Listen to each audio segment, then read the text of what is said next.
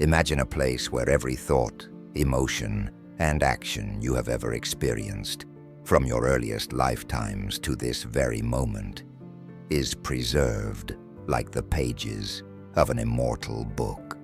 There is no dust of time, no fading of memory, only the pure presence of each experience, each decision, each vibration your soul has ever known. In that place, every story remains intact, as if it were written just yesterday or thousands of years ago. Edgar Cayce, a man with a gentle demeanor and humble beginnings, was the one who found the doorway into that infinite treasury of knowledge. Born in rural Kentucky at the end of the 19th century, he was not a renowned scholar or a celebrated scientist. On the contrary, he worked many ordinary jobs to support his family: photographer, insurance salesman, farmer. But behind those deep blue eyes lay an extraordinary gift, one that even he took years to fully understand: the ability to connect with a source of information beyond any human boundary. The story began with early hypnotic experiences, when Cayce realized that, in a state of profound stillness, he could slip beyond the limits of the body and enter a realm where time did not exist as we know it. In a small room in Virginia Beach, with his eyes closed and his breathing slow and steady, his mind would seem to float in a gentle field of light. Then, as if a thin veil were drawn aside, a new scene would appear. Not a building or a room, but an endless space, bathed in golden light, where radiant scrolls drifted effortlessly. This was the Akashic Records, the eternal memory of the universe, where every soul possesses a book of its own. Each page was a lifetime, each line a moment once lived. And Cayce, somehow, had discovered the way to unlock the door to this boundless archive. But the key he held was not made of metal or wood, nor could it be grasped in one's hand. It was a state of mind, a unique harmony between heart, mind, and soul. And what amazed many was that he never guarded the method as a secret. He described his experiences openly, as if recounting an ordinary journey, even though the reality of it stretched far beyond the confines of ordinary life. Interestingly, despite having access to this vast well of wisdom, Cayce lived simply. He did not boast, nor did he exploit his gift for personal gain. Instead, he used it to help, diagnosing illnesses, uncovering the deeper causes of problems, and offering remedies, sometimes based on information unknown to medical science at the time. That very humility made his story more believable to those who witnessed it. Here was a man who did not seek fame, who claimed no lofty title, yet stood as a keeper of the key to a doorway connecting humanity with the universe's treasury of truth. If you are listening to this story now, perhaps you feel a strange stirring within, because somewhere deep in your soul, you might have dreamed of such a place. A library without walls, filled with light and the memories of every soul. And perhaps you too hold a key much like Cayce's, though you have never tried to turn it.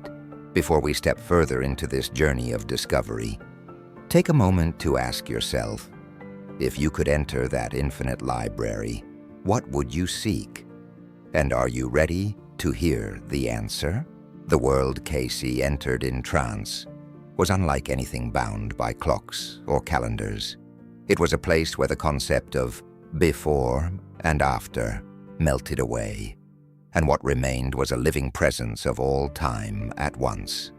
The past, present, and even the future layered together like transparent sheets of light. When Cayce described it, he often struggled to find words that could translate such a reality into human understanding. He would say it was as though he stepped into a world beyond time, one in which he no longer felt the pull of gravity or the passing of hours. The air, if it could be called air, shimmered with a soft luminosity, and there was a sense of being embraced by something both vast and deeply personal. It was in this state that he found the pathway leading to the Akashic Records. He didn't travel in the physical sense, but rather shifted his awareness until the physical world became distant, like a fading dream. Around him was not darkness, but a golden stillness rich with an unspoken hum, a resonance that seemed to carry meaning even without words. Cayce likened it to standing in the center of a boundless horizon, with no up or down, no near or far. Distances did not exist there. Instead, everything seemed equally accessible, as though his consciousness could simply turn its attention and arrive anywhere, in any time, in any life. This place was not empty. There were impressions, textures, and currents of energy, as if he were walking through a sea of living memory.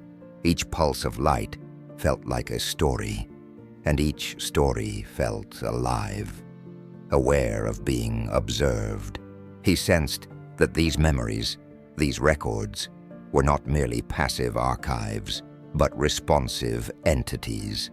When approached with sincerity and purpose, they seemed to open themselves willingly, revealing what was needed and nothing more. What astonished Cayce was how natural it felt once he was there. The hardest part was not finding the records.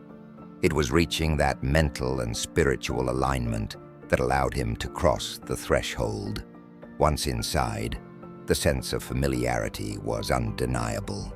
It was as though his soul had always known this place, as though he had been here countless times before, but had forgotten until now.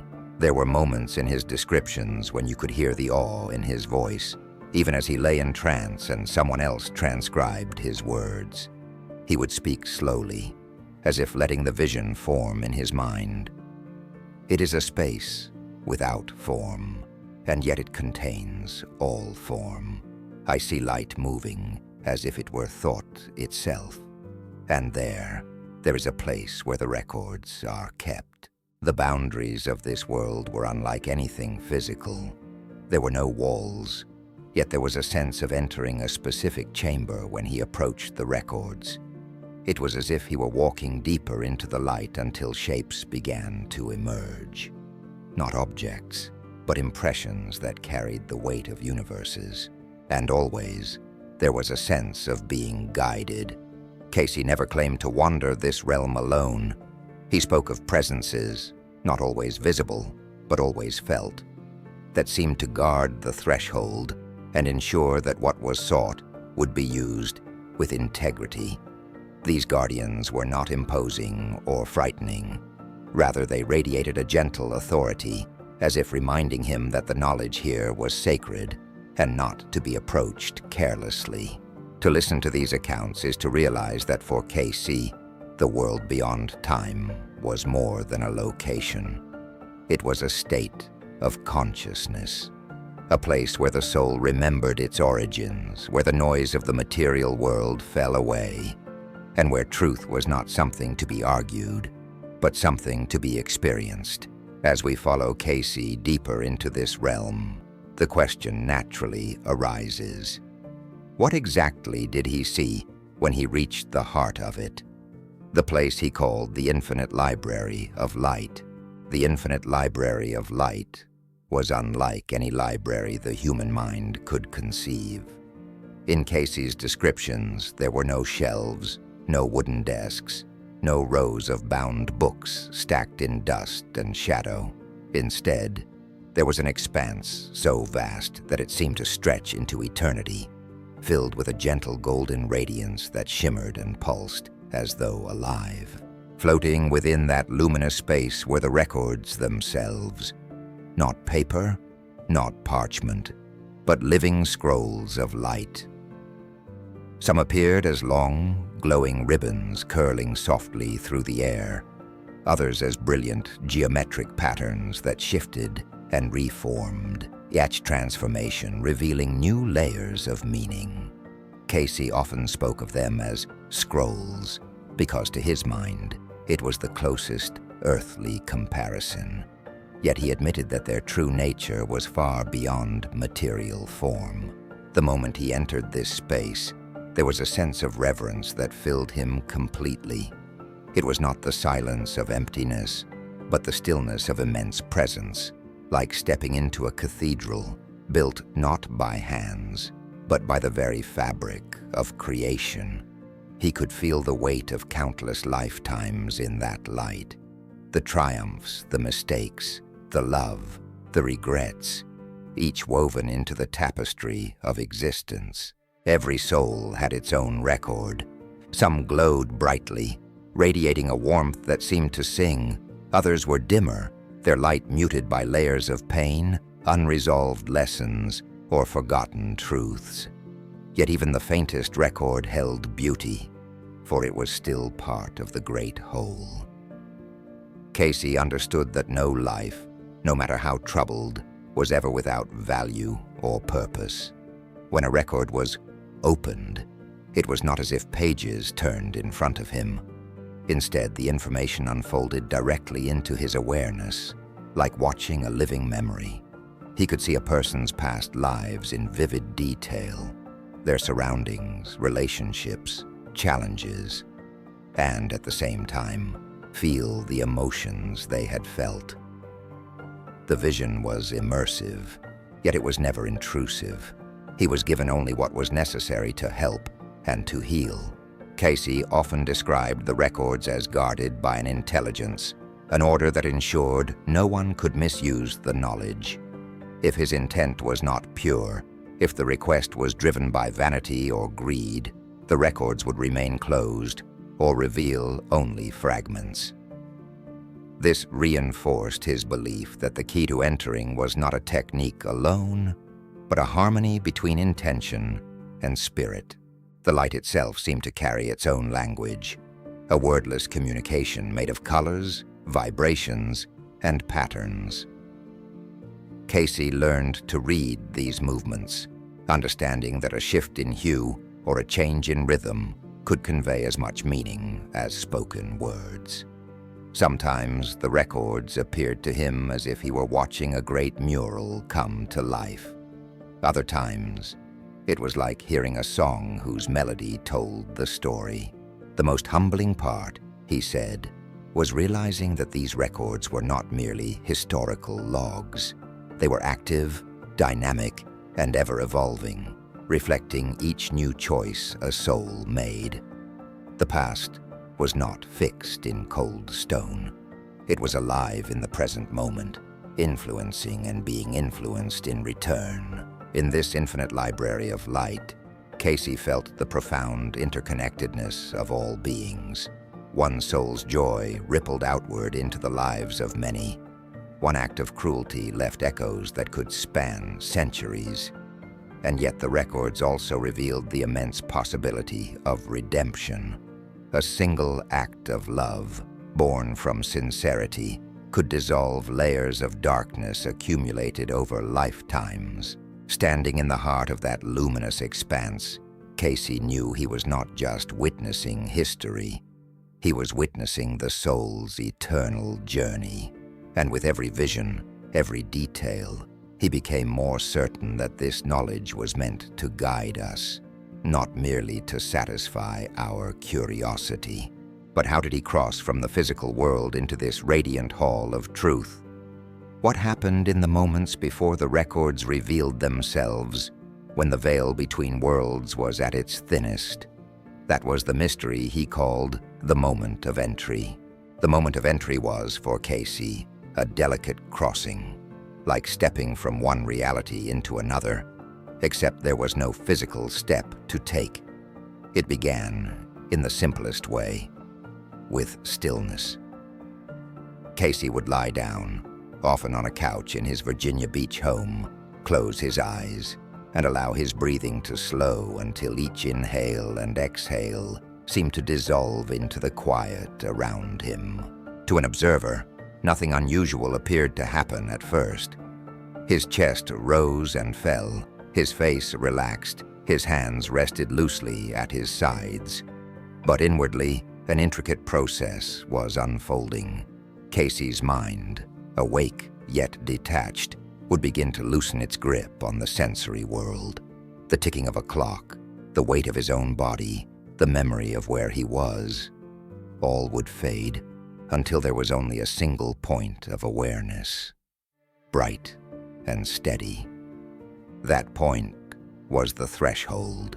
It was neither sleep nor waking, neither here nor elsewhere. He described it as a state in which the noise of the conscious mind grew so faint that another channel could be heard, a current of pure intent guiding him forward. Crossing that threshold required more than relaxation. Cayce had to bring his whole being into alignment. Any lingering distraction, any self-serving motive could cloud the path. He learned that the key was not to force the entry, but to surrender to it, to trust that when his intention was true, the way would open on its own. Often he would focus on a question or a person's name before drifting inward. It was as if this thought became the compass, orienting his consciousness toward the right location in the vastness beyond. But unlike in physical travel, there was no sense of distance. The shift was immediate, almost imperceptible, a sudden awareness that the world around him had been replaced by something larger, quieter, and infinitely more alive. He sometimes described a sensation of being lifted, though he made clear it was not his body that rose, but his awareness. There was a moment of weightlessness, as if he had stepped out of the heavy suit of human limitations, and then the light would appear, not blinding, but inviting, a golden haze that seemed to beckon him forward.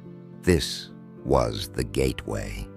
On some occasions, the approach felt formal, as though he were walking toward a grand entrance flanked by unseen sentinels. On others, it was more fluid, like slipping beneath the surface of a calm sea and finding a world waiting below. But in every case, there was a moment when he knew, without doubt, that he had arrived at the edge of the records. In that instant, he could sense the shift in the air, or perhaps in himself. The light would become more structured, forming subtle patterns, as if the realm itself was aligning to his presence. He felt a gentle but unmistakable awareness from beyond, as though the records themselves were looking back at him, evaluating his readiness. It was here that his respect for the process became most evident. Cayce never approached the records casually. He carried with him a sense of reverence, like a pilgrim entering a holy sanctuary. He believed that the purity of one's purpose determined the clarity of what would be revealed. If his intent was clouded, the vision would blur. If his heart was steady, the path would open fully. For those who asked how he did it, he offered no complicated ritual, no secret incantation. Instead, he emphasized sincerity, humility, and an unshakable focus on service. To him, the gateway was opened not by mastery of technique, but by mastery of the self, by cultivating a state in which the soul could meet truth without distortion. And once he crossed that threshold, the records would open like a flower to the sun, revealing their hidden language of light.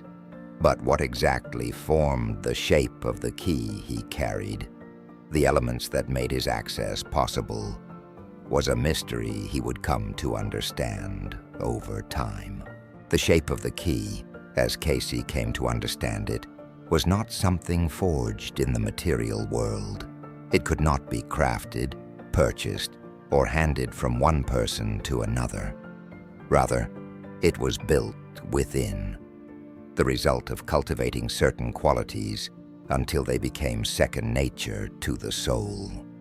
In his case, three elements stood at the heart of it: purity of intent, focused stillness, and deep soul alignment.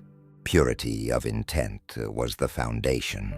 Cayce approached the records not to prove himself, not to satisfy idle curiosity, and never to manipulate others.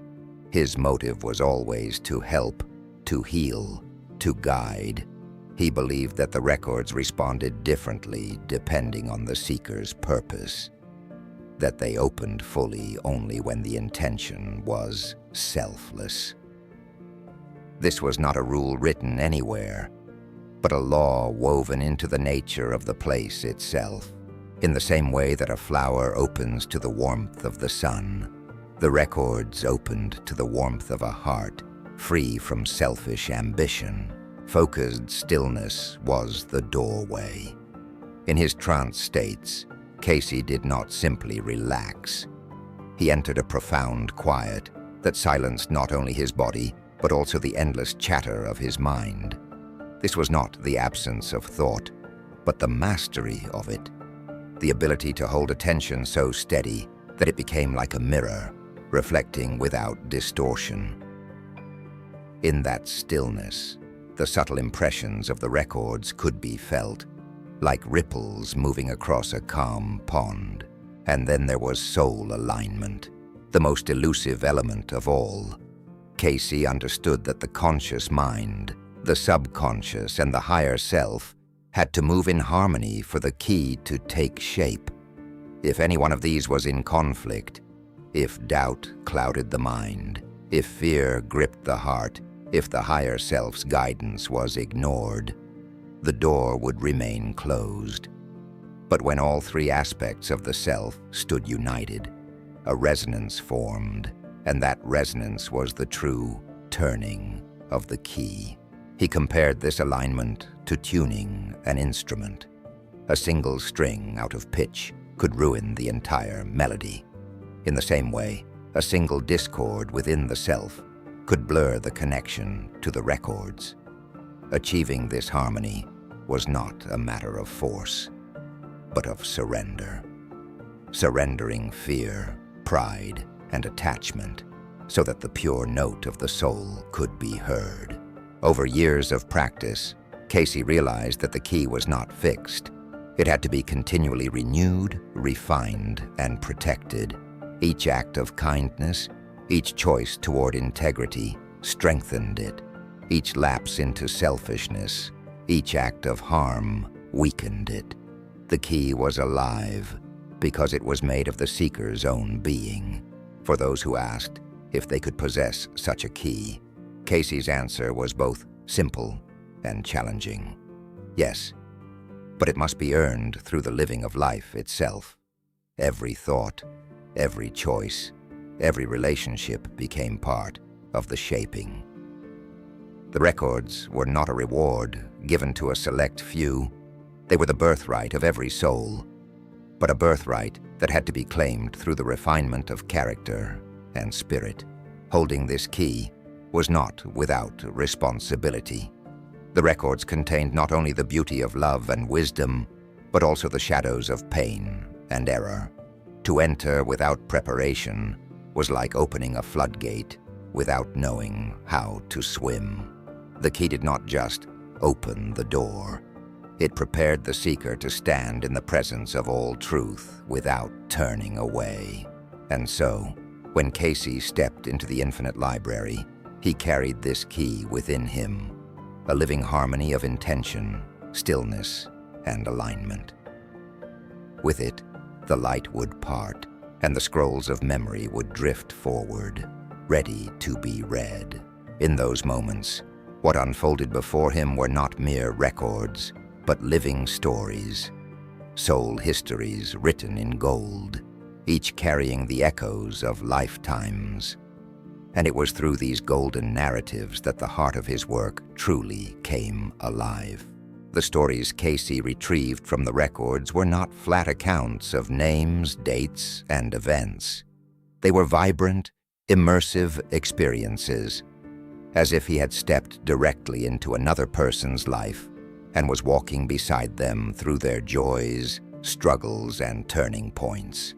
He called them soul histories, and to him, each one glowed with its own unique golden light. When a record opened, it was never random. The vision unfolded in response to the seeker's question or need, almost as if the records themselves chose which story to reveal. Sometimes, the scenes would leap back centuries, placing Cayce in the dusty streets of an ancient city or amid the stone columns of a long-vanished temple. Other times, he would find himself in the simplicity of a rural village, watching ordinary lives play out. Lives that nevertheless contained the seeds of lessons still rippling into the present. One of the most striking aspects of these visions was their emotional depth. Cayce didn't just see what had happened, he felt it. If the soul he was reading for had known great love in another life, he could feel the warmth of it, the tender moments, the unspoken words that lingered in the heart. If they had faced betrayal or loss, the weight of that pain pressed into him, as real as if it were his own. This emotional resonance was not a burden to him. It was a bridge, allowing him to understand not only the events, but the inner transformations they had sparked. Through these stories, patterns began to emerge. A person who faced abandonment in this life might have once abandoned others in a past one. Someone who possessed an extraordinary talent often had cultivated it over many lifetimes. Even the most unusual fears, a dread of water, an aversion to fire, an inexplicable anxiety in crowds, could be traced back to defining moments in earlier incarnations. Cayce's readings often surprised the people who received them. They might have expected something dramatic or grand, but the record sometimes revealed small, quiet moments that had carried more weight than a lifetime of obvious events. A simple act of kindness in a past life, for instance, could be the reason for an unshakable bond between two people today. Likewise, a single choice made in anger centuries ago could still echo in present-day conflicts. The golden light of these stories was not mere symbolism. Cayce often said it was the quality of the soul's growth that determined the radiance of its record.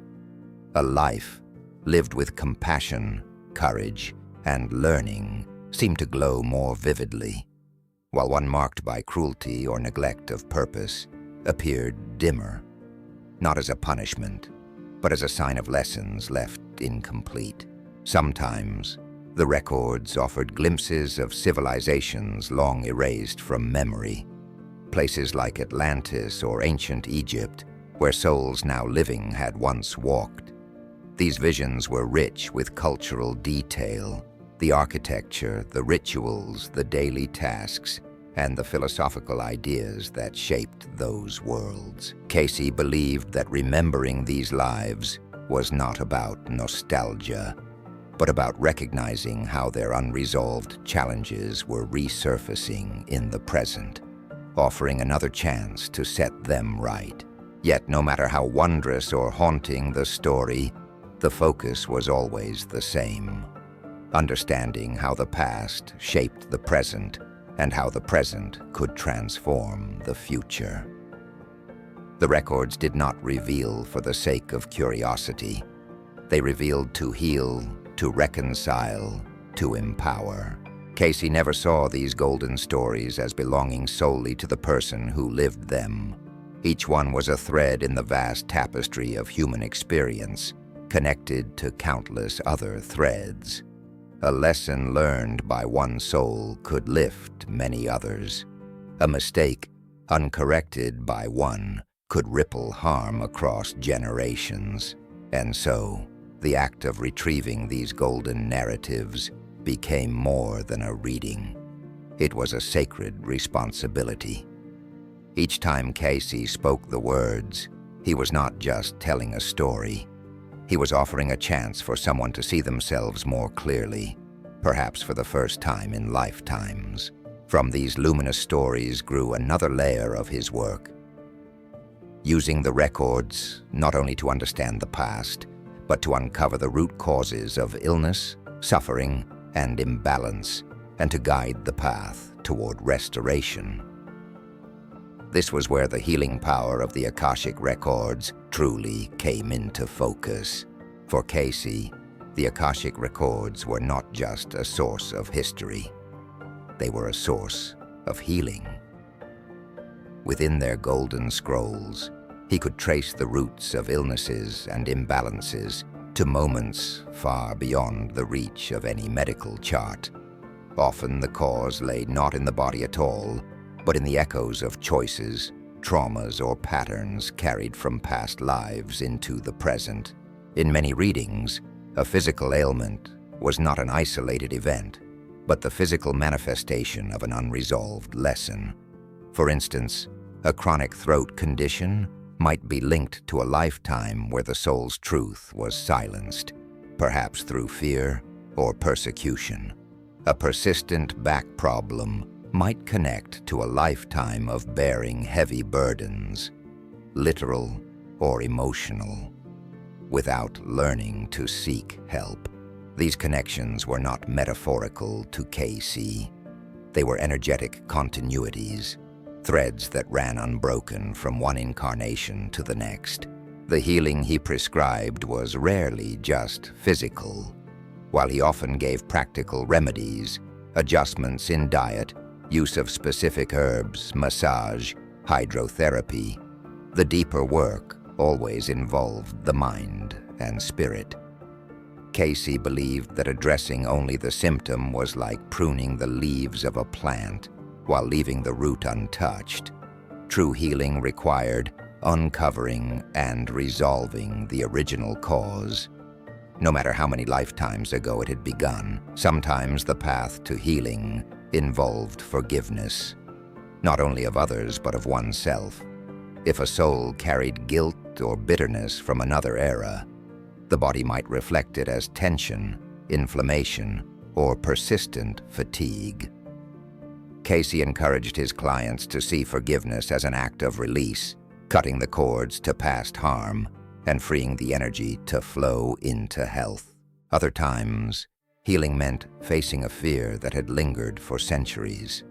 A deep fear of water might dissolve when someone realized it came from a lifetime of drowning at sea, especially if they took steps in the present to engage with water in a safe, conscious way.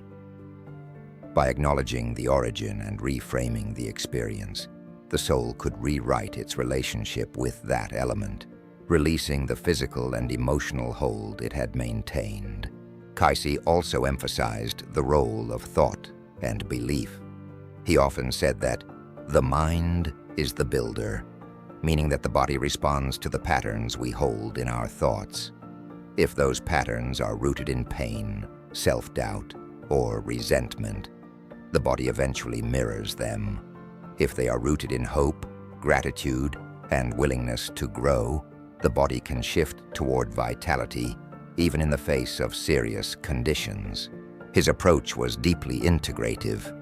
He did not dismiss medicine or physical care. Instead, he wove them into a broader picture that included spiritual practice, emotional honesty, and daily habits of kindness toward oneself and others. Healing, to Cayce, was a return to wholeness, the alignment of body, mind, and spirit with the soul's higher purpose. One remarkable aspect of his work was that the records never judged. When they revealed a cause from the past, it was not to condemn, but to illuminate. They showed the lesson waiting to be learned, the cycle waiting to be completed. In this way, healing became not just the removal of pain, but the fulfillment of growth. Over time, Cayce saw that this kind of healing often had ripple effects beyond the individual. When one person resolved a deep wound, the change could echo into their relationships, families, and even communities. The records seem to suggest that we are not isolated beings but interwoven strands, and that healing one strand strengthens the whole fabric. Yet not everyone could enter the records to find such answers. There was a reason Cayce's ability was rare, and it was not because the records themselves were inaccessible. Rather, it was because few people were prepared to open them in a way that honored their depth and sacredness. Why could so few enter the Akashic Records? Cayce often explained that the records were not locked by force, but by frequency. They were not barred by gates of steel, yet they could not be opened by a will driven by ego or greed. The barrier was not external, it was internal, formed by the state of the seeker's consciousness. In his view, the records existed in a dimension that resonated with truth, compassion, and spiritual integrity. To enter them, a soul had to attune to that same resonance. If the seeker carried too much inner noise, resentment, fear, selfish ambition, the frequencies would clash, and the records would remain silent. It was like trying to listen to a pure note while holding a tuning fork out of pitch. The harmony simply could not form. This was why Cayce's own preparation was as important as the act of reading itself. He guarded his inner life carefully, avoiding thoughts and actions that could distort his connection. He approached each session with humility, praying for guidance and centering his intent on service. Without that alignment, he believed the information received could be clouded or incomplete. Cayce often emphasized that readiness to enter the records was a process, not a single moment of qualification. It was the result of sustained spiritual discipline, consistent meditation or prayer, honest self-reflection, acts of kindness, and a willingness to release what no longer served the soul. He compared it to clearing a lens before looking through it. The clearer the glass, the truer the image. The challenge was that this preparation demanded transformation. It asked a person to face their own shadow, to confront patterns they might have avoided for years or lifetimes. The records, Cayce said, would mirror back the truth without flattery or disguise. For some, that was too much to bear. For others, it was the very medicine they had been seeking. He also spoke of a quiet courage needed for the journey. Entering the records was not always a gentle unveiling of beauty. Sometimes it meant witnessing lifetimes of mistakes, moments where one had caused harm, opportunities missed through fear or pride. The readiness to accept these truths without self-condemnation, to see them as lessons rather than sentences, was one of the highest thresholds a soul could cross. And yet, the fact that few entered did not mean the path was closed to the rest. Cayce believed that every soul, in its own time, could prepare to open the door. What was rare was not the capacity, but the willingness to walk the long road of purification and self-alignment that made entry possible. He never claimed this was a privilege for an elite. In his eyes, the greatest mystics and the simplest farmers stood on equal ground when it came to the potential to access the records. The difference lay in the clarity of their intent and the steadiness of their heart. For those who were not ready, the records could still speak, but in quieter ways. A sudden insight in meditation, a dream rich with symbols, an unexpected moment of deep knowing. Cayce considered these whispers from the same field of memory. They were invitations to begin preparing for a fuller connection. It was this idea that we may all hold the capacity, but few have chosen to unlock it, that led Cayce to a profound question. If every soul carries the potential key, what would happen if we realized we were holding it right now? Are we holding the same key? Cayce's answer, offered again and again in his readings, was yes, though most of us do not recognize it. The capacity to access the Akashic Records is not a gift reserved for a chosen few. It is woven into the fabric of every soul. But like a key forgotten in a drawer, its existence means little until we take it in hand and learn how to use it. He described this key not as an object, but as a state of being, a combination of purity, focus, and harmony that aligns us with the frequency of the records.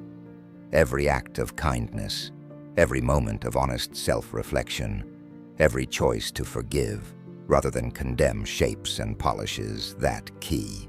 Conversely, every lapse into fear, resentment, or selfishness dulls its edge, making it harder to fit the lock. Cayce believed that most people had experienced moments of touching the records without realizing it. A vivid dream that felt more real than waking life. A sudden insight into a problem without any logical trail. A deep connection upon meeting someone for the first time. These, he said, could be brief openings into the field of memory. In such moments, the key turns just enough to let a little light through. Yet he cautioned that turning the key fully requires readiness because the records do not offer selective truths. To open the door is to invite the whole of our soul's history into awareness, the beauty and the wounds, the triumphs and the regrets. Without the willingness to see all of it with compassion, the experience could overwhelm rather than enlighten. He often urged seekers to think of the key as a lifelong practice rather than a single event. Meditation, prayer, service to others, and conscious self-improvement were not just spiritual exercises, but ways of aligning with the vibration of the records. In his words, "You cannot force the door open. You can only become the kind of soul the door welcomes." There was also a collective dimension to this key. Cayce saw humanity as a web of interconnected souls, and when one person deepens their alignment, the effect ripples outward.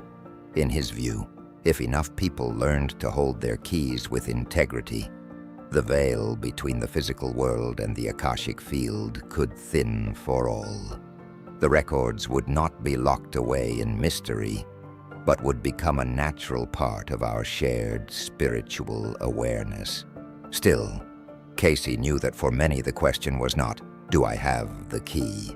but "How do I find it?" His guidance was to start where you are, to cultivate stillness, to choose truth over comfort, to act with compassion even when it is difficult. Every such choice is a step toward alignment, and every step sharpens the key a little more. The realization that we may already be holding the key is both empowering and sobering. Empowering because it means the potential is already here. Sobering because it places the responsibility squarely in our hands. No one else can use our key for us. No one else can walk through the door in our place. From this perspective, the question shifts. If we already have the key, what is stopping us from turning it? Is it fear of what we might see? Is it doubt that such a door could exist at all? Or is it simply that we have forgotten the treasure waiting on the other side? For those willing to begin, Cayce's life offered a map. By studying his methods and adapting them to our own paths, we may find practical ways to approach the threshold he crossed so many times.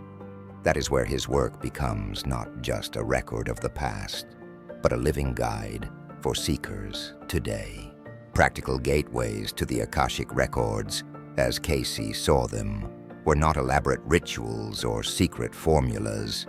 They were disciplines of the heart and mind, everyday practices that, over time, tuned a person's consciousness to the frequency of truth.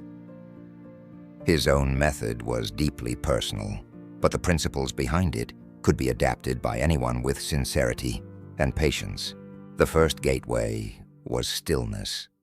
Whether through meditation, prayer, or simply sitting in silence, the aim was to quiet the constant chatter of the mind.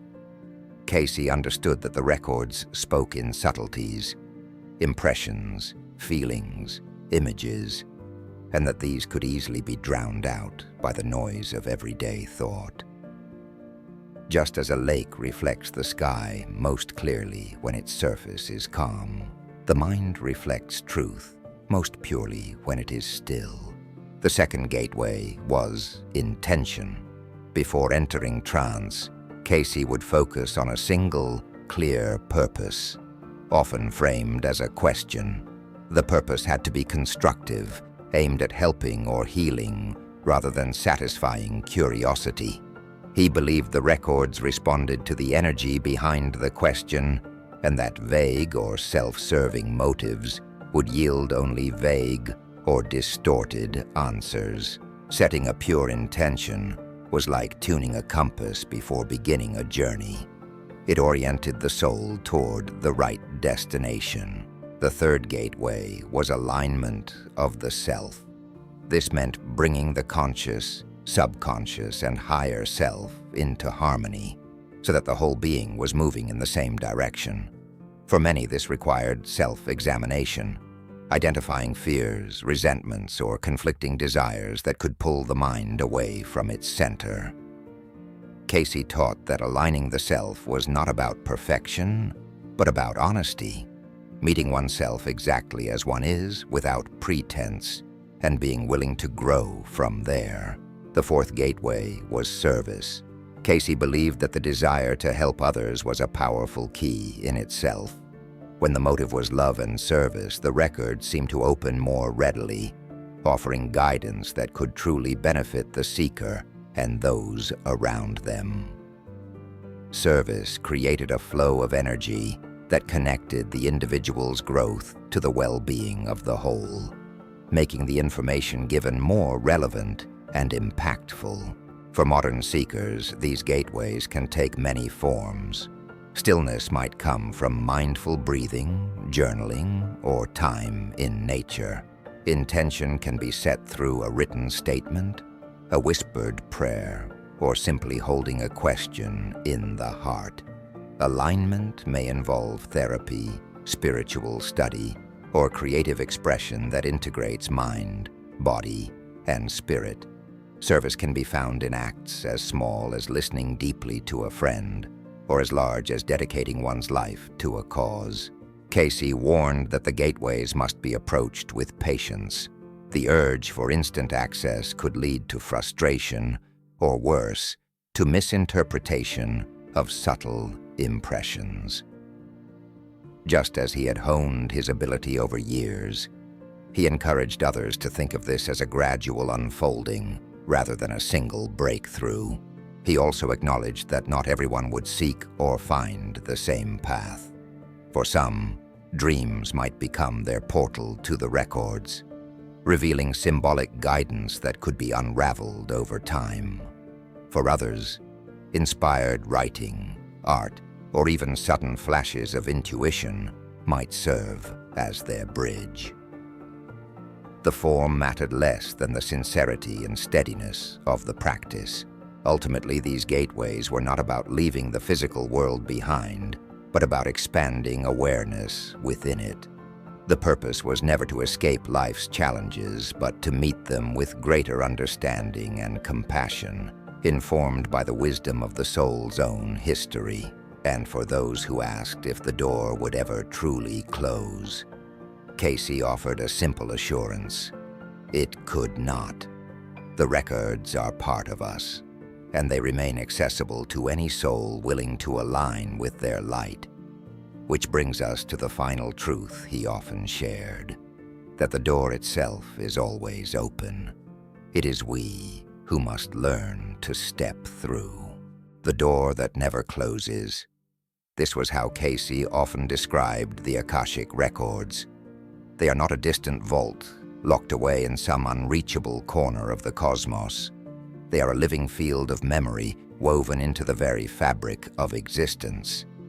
We do not have to travel to them in the physical sense, for they are always here, moving in parallel with our lives, waiting for the moment we attune enough to notice their presence. Cayce explained that the records are eternal because they are bound to the soul itself. As long as a soul exists, its story exists. Each thought, choice, and action leaves an imprint, and those imprints do not fade with time. They accumulate into a tapestry that stretches across every incarnation. The records are simply the reflection of that tapestry in a form that consciousness can perceive. In his own journeys, Cayce never felt as though he had to force the door open. The experience was more like walking into a room whose door had always been ajar. He only needed to recognize it and step through. This is why he believed so deeply that the potential to access the records is a universal birthright. The challenge lies not in the records' willingness to reveal themselves, but in our readiness to receive them without distortion. He often likened the process to a radio dial. The signal, the records, is always broadcasting, but unless we tune ourselves to the right frequency, all we will hear is static. That tuning requires a steady hand, quieting the noise of daily life, aligning our thoughts and actions with integrity, and focusing our attention on what truly matters. Even when a person is unaware of the records, they may still feel their influence. A sudden sense of déjà vu, a powerful connection to someone upon first meeting, or an inexplicable draw to a certain place or era.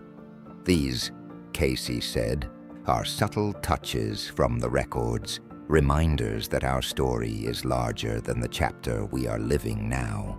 The door never closes, but it can appear invisible if we are looking elsewhere. Distraction, fear, cynicism, these can pull our gaze away, convincing us that no such door exists. Yet the moment we turn inward with sincerity, the golden light begins to seep through the cracks. Cayce's life was a testament to the possibility of living with that door in view. He did not claim perfection, nor did he insist that everyone must walk the same path he did. Instead, he offered his story as evidence. If a man of humble origins, with no formal mystical training, could learn to step through, then perhaps the door is far closer than we think. He often ended his reflections on the records with a reminder that they are not meant to be a curiosity to explore for its own sake. The point of entering is transformation. The wisdom we find there is meant to illuminate our choices, heal our wounds, and help us fulfill the deeper purpose of our lives. Standing at that doorway, Cayce always seemed to hold a quiet reverence, not because the door might close, but because it never would. In that constancy, he saw a reflection of the divine, a presence that is patient, unwavering, and always ready to meet us when we are ready to meet it. And so, as we close this journey through Cayce's understanding of the Akashic Records, we are left with the same question he left to his audiences. If the door has always been open, and the key is already in your hand, what will you do with it? Edgar Cayce's life and work stand as one of the clearest demonstrations that the Akashic Records are not just an abstract idea, but a living reality. Through thousands of trance readings, he showed that the records are not limited to an elite group of seekers. They are accessible to any soul willing to cultivate the qualities that form the key: purity of intent, focused stillness, and the alignment of heart, mind, and spirit. For Cayce, the records were not a cold archive of facts, but a luminous field of living memory. Each scroll of light he encountered was the story of a soul's journey, its victories, its lessons, its wounds, and its growth. These stories were not revealed to satisfy curiosity. They were offered to guide healing and inspire transformation.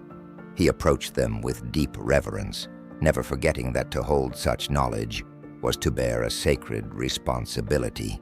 The Chia Kua, as he might have called it in another language, was never about a special ritual or hidden code. It was about who you became in the process of seeking. The more you refined your character, the more naturally the door would open. And once it did, the records would not simply tell you who you had been. They would remind you of who you could become. Cayce also taught that the records are dynamic. They shift and evolve with every choice we make. The past may be written, but it is not inert. It can be reframed, healed, and transformed through the actions of the present. This is perhaps the greatest hope the records offer, that no matter what is in our history, we can choose to write the next chapter differently, even if we never experience the vivid visions Cayce described. We are not cut off from this source. The same field of memory can reach us in dreams, in sudden insights, in moments of deep knowing that arise unbidden. These are the whispers of the records, reminding us that the door is there, always open, waiting for us to notice. And so, we are left with a simple but profound challenge. If the records are always broadcasting, if the key is already within us, what is keeping us from tuning in? Is it the noise of our daily lives, the weight of our doubts, the fear of what we might discover? Cayce's life suggests that these obstacles are not insurmountable. They are simply the work we must do to prepare ourselves. Perhaps the first step is not to force the door, but to pause long enough to see that it is there. Perhaps it is to live in such a way that, when the golden light spills through, we are ready to step forward without hesitation. Somewhere, beyond the rush of our days, in the quiet that lies beneath thought, the infinite library waits. And somewhere in that library is your book, your story, written across lifetimes, ready for you to read the next page.